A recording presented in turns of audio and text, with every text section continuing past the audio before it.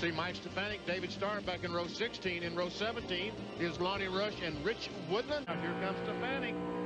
And that's underneath Wallace. So as they come around turn 4, look at this action. Stefanik trying to get around Wallace, and Renfro is right on his back bumper. This is all going on at 170 miles an hour. Stefanik can't quite get it done. Wallace able to hold on to the position.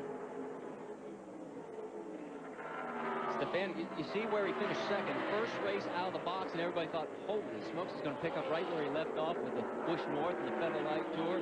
But they've had their fair share of struggles, and it's been a big learning season for the Carlin Burners control team. And looking a little bit further back, that's Kevin Harvick right behind Stefanik, and then Bob Keselowski in the team